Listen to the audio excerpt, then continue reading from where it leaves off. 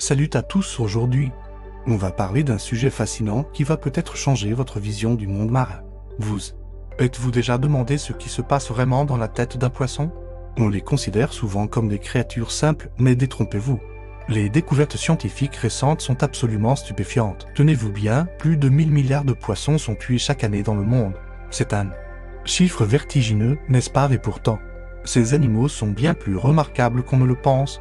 Prenons la truite, par exemple. Loin d'être naïve, elle fait preuve d'une prudence impressionnante face à tout nouvel objet dans son environnement. Et que dire du saumon? Il accomplit un voyage extraordinaire de plusieurs centaines de kilomètres pour retourner pondre, exactement là où il est né. C'est comme avoir un GPS intégré. Mais ce n'est pas tout.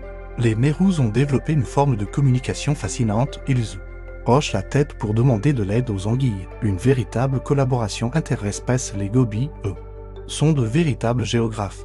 Ils mémorisent la disposition des flaques d'eau pour survivre quand la marée se retire. Vous pensez que c'est impressionnant?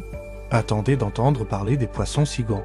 Ces petits génies peuvent compter jusqu'à 4. Et les poissons pommes de pin, ils sont capables de reconnaître leur propre reflet. Une capacité que même certains mammifères n'ont pas. La France, avec le deuxième plus grand domaine maritime au monde, a une responsabilité particulière dans la protection de ces créatures extraordinaires. Nous avons le pouvoir de faire la différence. Ces découvertes nous montrent que les poissons sont bien plus que de simples ressources. Ce sont des êtres sensibles qui ressentent, apprennent, communiquent et coopèrent. Il est temps de repenser notre relation avec le monde marin et d'agir pour sa protection.